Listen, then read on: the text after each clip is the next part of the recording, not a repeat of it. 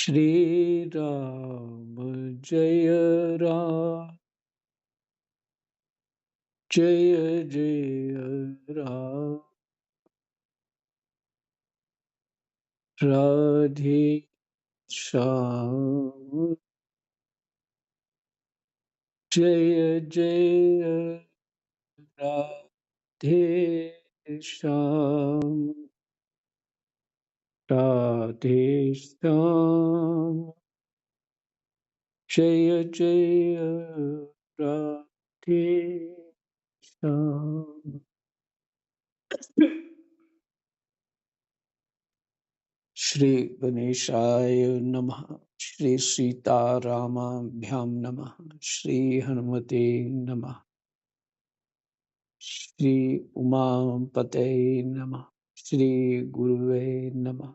सब संतन की जय जय। जय जय सीताराम। राधे श्याम।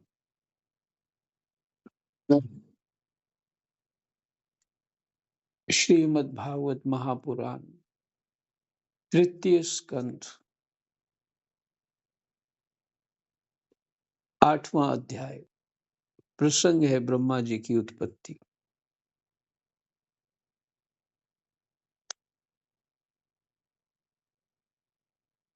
16वें श्लोक में है, उस कमल की कर्णिका गद्दी में बैठे हुए ब्रह्मा जी को जब कोई लोक दिखाई नहीं दिया, तब वे आंखें फाड़कर आकाश में चारों ओर गर्दन घुमाकर देखने लगे। इससे उनके चारों दिशाओं में चार मुख हो गए।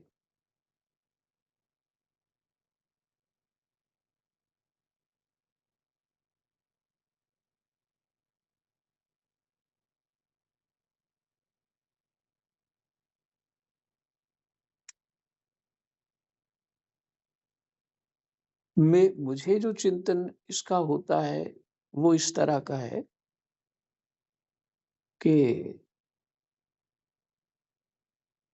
जीव जब जन्म लेता है ना, जब जन्म लेता है तो वो बालक, होश जब आती है उसको, तो इधर उधर देखता है क्या है कैसा नहीं है। छोटा बालक बिल्कुल छोटा होता है वो। तो चारों दिशाओं में मुख हो गए। ब्रह्मा तो दिव्य है, वो तो केवल प्रकाश स्वरूप है, लिंग शरीर मात्र है। तो जो स्थूल बालक जो जन्म लेता, स्थूल शरीर भी होता है, लेकिन स्थिति कुछ एक जैसी होती है। ब्रह्मा का भी जो जन्म होता है वो नाभि से होता है, और बालक का भी जन्म नाभि से ही होता है। नाभि उसकी माता की नाभि से जुड़ी रहती है। जन्म के बाद उसको काटते हैं। तो अपने ऊपर विचार करना चाहिए। और कुछ इसी तरह का बात है, जैसे ब्रह्मा जी के चार मुख हो गए, जैसे 5 हुए थे। आकाश को भी देखा। मुझे ऐसा लगता है जो हम चिंतन करते हैं हम वही हो जाते हैं। हम जो देखते हैं इस अपनी सेंसेस के द्वारा, इंद्रियों के द्वारा, हमारा वही रूप हो जाता है। कोई किसी का स्वभाव अधिक पसंद आ जाता है तो हम उसके स्वभाव को अपना लेते हैं, उसके रंग ढंग को अपना लेते हैं पसंद आने पे, और हम भी वैसे हो जाते हैं।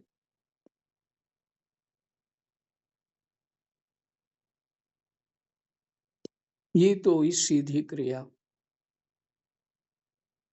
इसको समझना चाहिए। और जब हम ये भागवत जी का पाठ करते हैं, भगवान का स्मरण करते हैं, देवी देवताओं का स्मरण करते हैं, क्योंकि वो देवी देवता तो हमारे शरीर में ही है ना, ये तो आप समझ आ गए।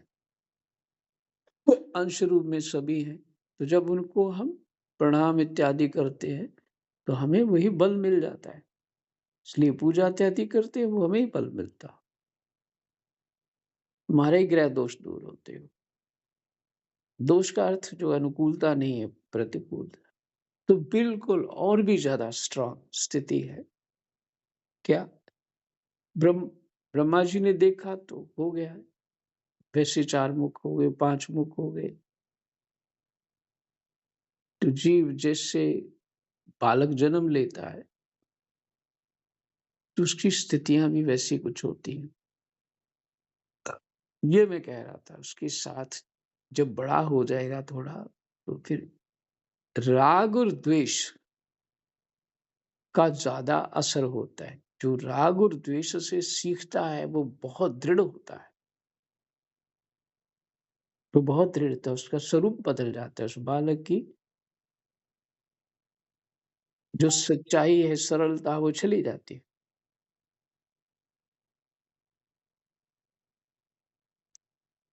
क्योंकि वो सीखता ही है दूसरों में दोष देखना, ये अच्छा नहीं है, ये बुरा है, इससे बचो।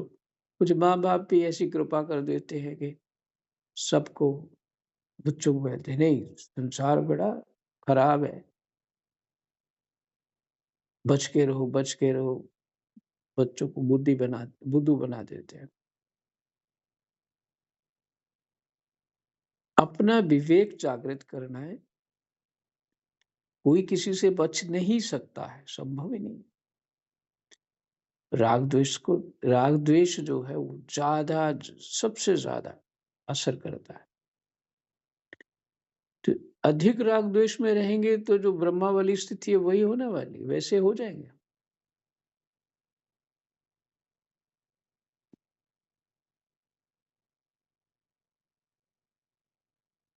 मैं जिस चिंतन से जो मुझे समझ आ रहा है, मैं वैसी बात कर रहा हूँ। आप लोग उस बात को कितना समझ पा रहे हैं वो तो आप ही जाने। पर मुझे जो समझ में आ रहा है,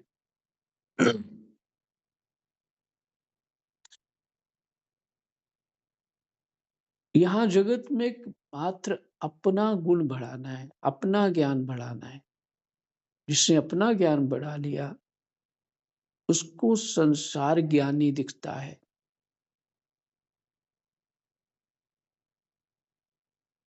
जो खुद मूर्ख है, उसको संसार मूर्ख दिखता है। जो खुद दोषी है, उसको संसार दोषी दिखता है।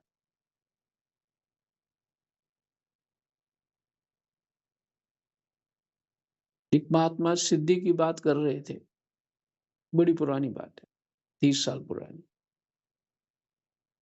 तो कह रहे थे,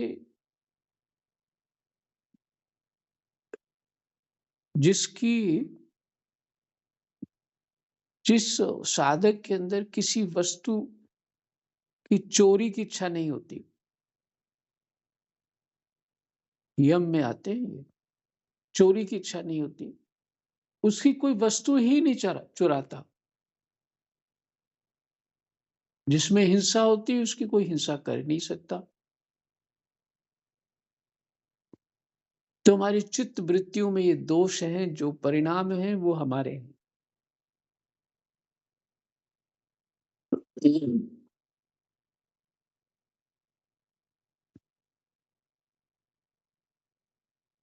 थोड़ी मेरी दृष्टि से ये गहरी बात है, और सबको उम्मीद है, मैं सोचा समझ में आ रही होगी। अ,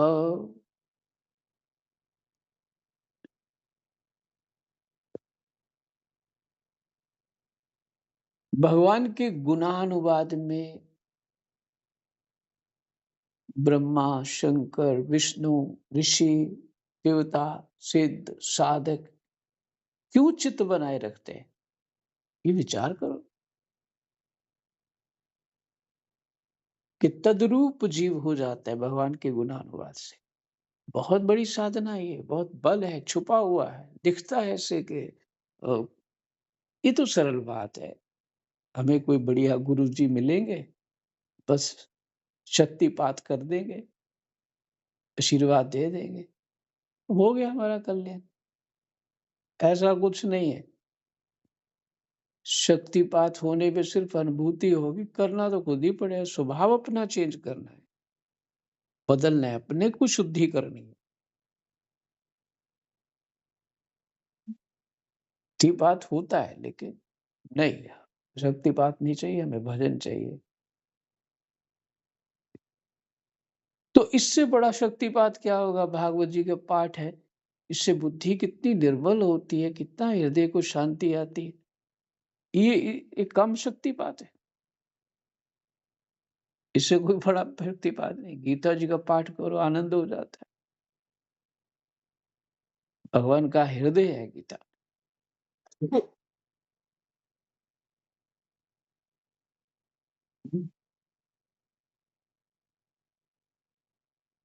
इसलिए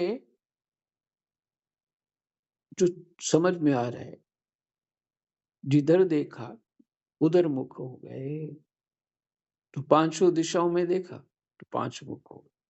तो यहाँ चार मुख लिखे।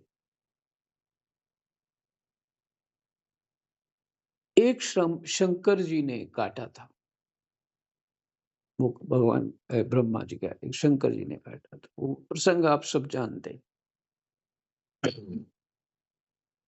उस समय प्रलयकालीन पवन के थपेड़ों से उछलती ही हुई जल की तरंगमालाओं के कारण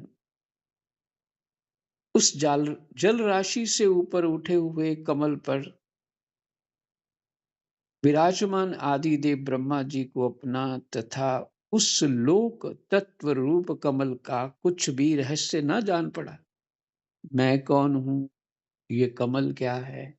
और वो कमल छोटा मोटा नहीं था, बहुत बड़ा लोक तत्व रूप कमल।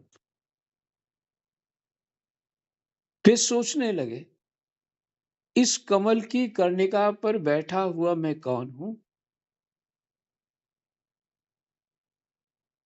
यह कमल भी बिना किसी अन्य आधार के जल में कहाँ से उत्पन्न हो गया? कोई तो आधार होगा। अन्य आधार के माने कोई दूसरा आधार नहीं है, जल में कहाँ से उत्पन्न हो गया? उस कमल पे बैठ करके जो जहां से उत्पन्न है, वो ये चिंतन कर रहे हैं। ये चिंतन हमारे जीवन में होना चाहिए। हम क्या भला हैं? हम हैं क्या?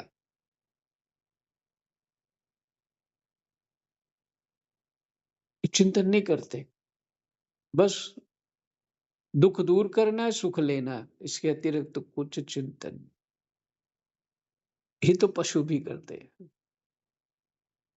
दुख दूर करने के प्रयास में होते हैं, सुख लेने।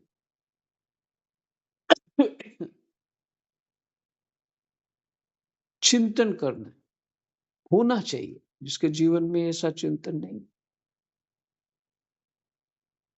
राम ही कृपा करें। वे सोचने लगे, इस कमल की कर्णिका पर बैठा हुआ मैं कौन हूँ? ये कमल भी बिना किसी अन्य आधार के जल में कहाँ से उत्पन्न हो गया? इसके नीचे अवश्य कोई ऐसी वस्तु होनी चाहिए जिसके आधार पर ये स्थित है। ऐसा सोचकर वे उस कमल की नाल के सूक्ष्म छिद्रों में होकर उस जल में घुसे, किंतु उस नाल के आधार को खोजते खोजते नाभि देश के समीप पहुंच जाने पर भी वे उसे पा न सके। उसका आधार, विदुर जी उस अपार अंधकार में अपने उत्पत्ति स्थान को खोजते खोजते ब्रह्मा जी को बहुत काल बीत गया। यह काल ही भगवान का चक्र है। काल मैंने समय, जो प्राणियों को भयभीत करता हुआ उनकी आयु को क्षीण करता रहता है, अंत में विफल मनोरथ हो वे वहां से लौट आए। ब्रह्मा जी कमलनाल के भीतर भीतर जा रहे थे और पुनः अपने आधारभूत कमल पर बैठकर धीरे धीरे प्राणवायु को जीतकर चित्त को निसंकल्प किया। क्या किया? अपने आधारभूत कमल पर जहां पे उनका जन्म हुआ, बैठकर धीरे धीरे प्राणवायु को जीत कर प्राणायाम इत्यादि से जीता जाता है प्राणवायु को, चित्त को निसंकल्प किया। इसका अर्थ है कि प्राणवायु जीते बिना चित्त निसंकल्प नहीं होगा।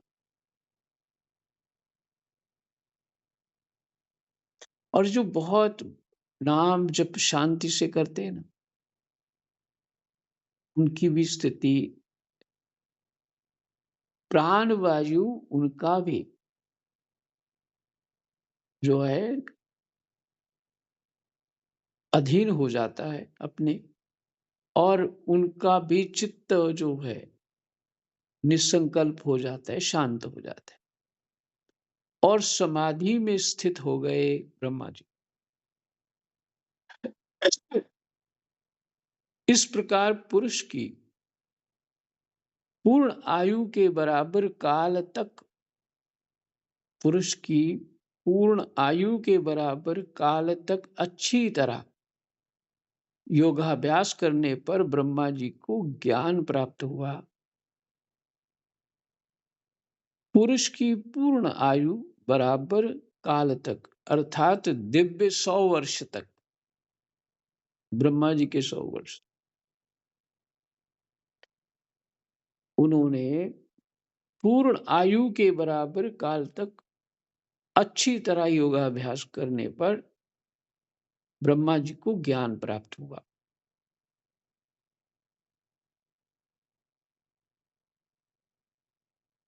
तो इससे ये बात तो समझनी चाहिए कि जब तक हम चित्त शांत नहीं करेंगे तो अपने आप की समझ नहीं आएगी,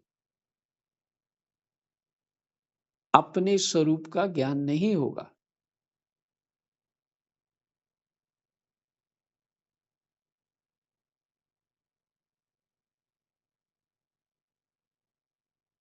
ब्रह्मा जी को करना पड़ता है, किसको नहीं करना पड़ता? भगवान शंकर इतने समाधिस्थ होके क्यों बैठते?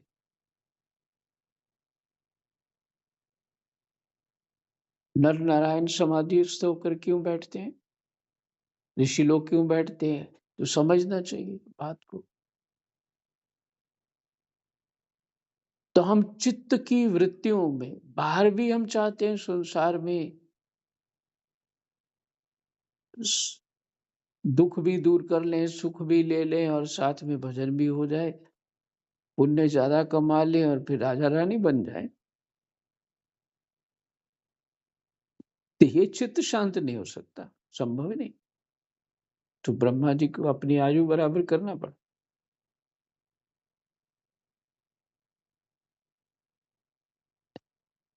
तो मुख्य बात है चित्त हम कितना शांत करते हैं।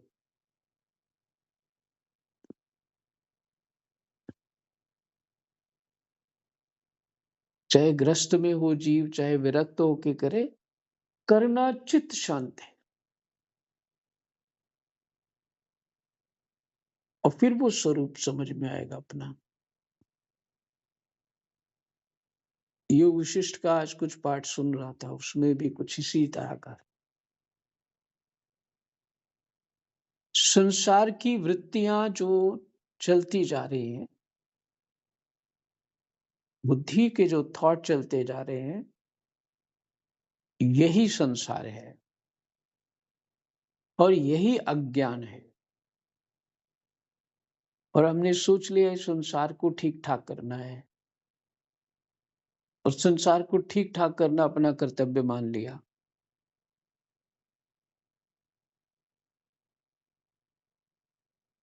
गुरु वशिष्ठ राम जी को कहते हैं,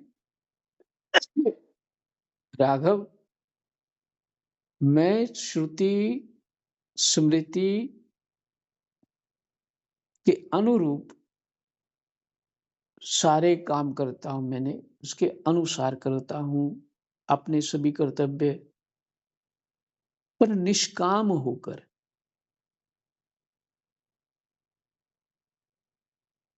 मैं निष्काम होके करता हूँ।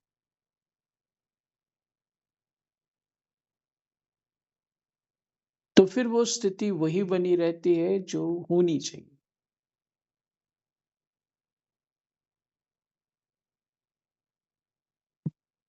तो उसमें अगर हमने अपनी वृत्तियाँ जोड़ दी, कर्मों के साथ और आशाएँ जोड़ दी, राग द्वेष भी जोड़ दिया, तो बताइए कितना नीचे गिर गए।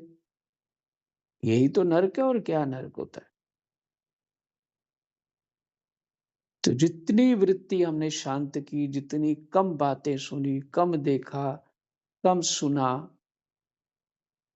संसार की सुखों से वृत्तियों को हटा लिया, शांत होने लगे, परदोष कदापि दर्शन नहीं होना चाहिए।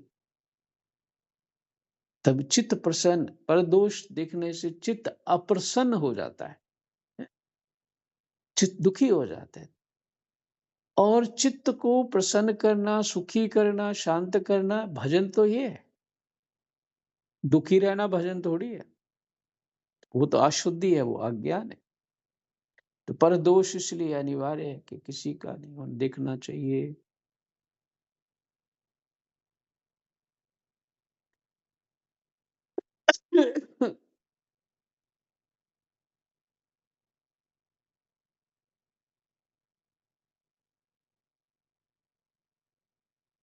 तो ब्रह्मा जी ने अच्छी तरह अपने चित्त को शांत किया। ब्रह्मा जी को ज्ञान हुआ।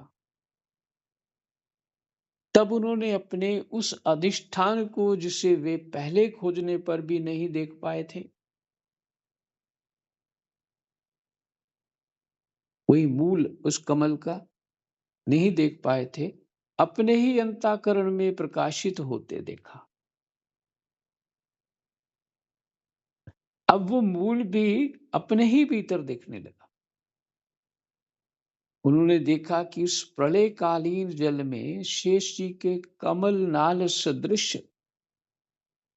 गौर और विशाल विग्रह की छैया पर पुरुषोत्तम भगवान अकेले ही लेटे हुए हैं।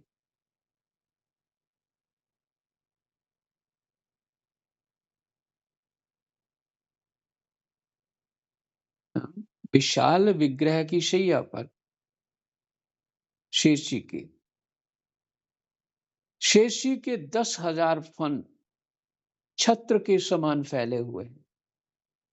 उनके मस्तकों पर किरीट शोभायमान है, माने मुकुट लगे हुए हैं। उस जो शेष जी नाग रूप है ना, नाग के ऊपर मुकुट लगे हुए, एक एक मुख के ऊपर, मुकुट के ऊपर, एक एक मुख के ऊपर, और 10,000 फन है उनके। कल्पना करिए, बताइए वो शेषनाग जी कितने मोटे होंगे, उनका बाकी शरीर कितना मोटा होगा।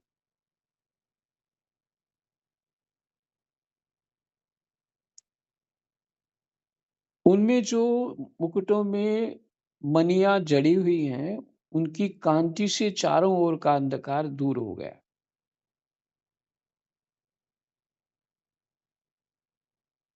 वे अपने श्याम शरीर की आभा से मरकतमणि के पर्वत की शोभा को लज्जित कर रहे। मने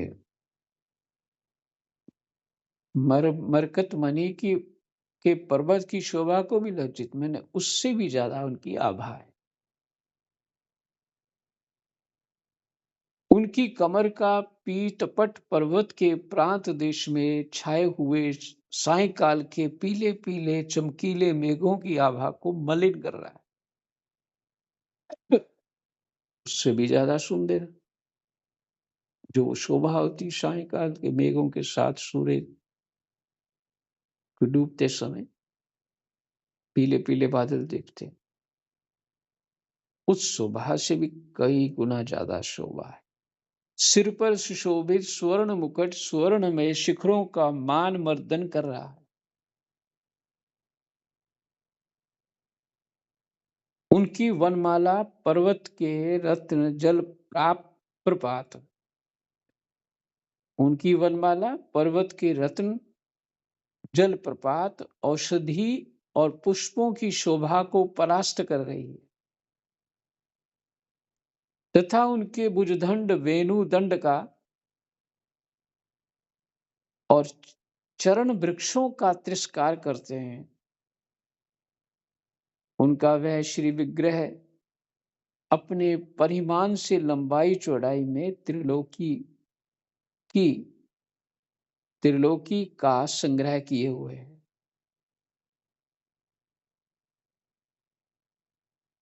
मैंने बहुत विशाल है। ये ब्रह्मा जी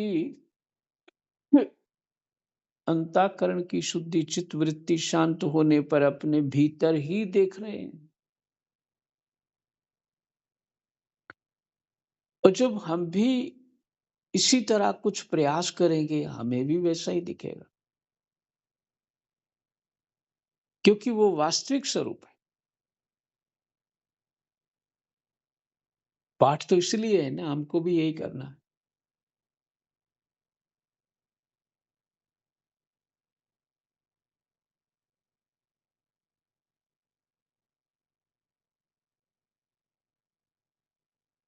उनका वह श्री विग्रह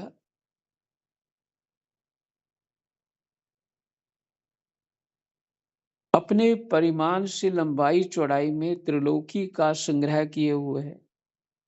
वह अपनी शोभा से विचित्र एवं दिव्य वस्त्राभूषणों की शोभा को सुशोभित करने वाला होने पर भी पीताम्बर आदि अपनी वेशभूषा से सुसज्जित है। अपनी अपनी अभिलाषा की पूर्ति के लिए भिन्न भिन्न मार्गों से पूजा करने वाले भक्तजनों को कृपा पूर्वक अपने भक्त वांछा कल्पतरु चरण कमलों का दर्शन दे रहे हैं। भक्त वांछा कल्पतरु, भक्त की चाह को पूर्ण करने वाले कल्पतरु में नहीं। कल्पतरु तो देवताओं का वो है, उसके पास जाके जो मांगो वो वृक्ष दे देता।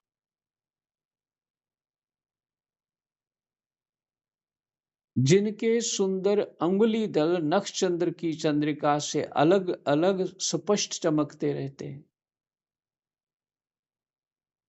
जिनके सुंदर अंगुली दल, उंगलियां नक्षचंद्र की चंद्रिका से और उनके नाखून चमक रहे, अलग अलग स्पष्ट चमकते रहते हैं। सुंदर नासिका, अनुग्रह वर्षी बोहें, कानों में झिलमिलाते हुए कुंडलों की शोभा, बिंबा फल के समान लाल लाल अधरों की कांति एवं लोक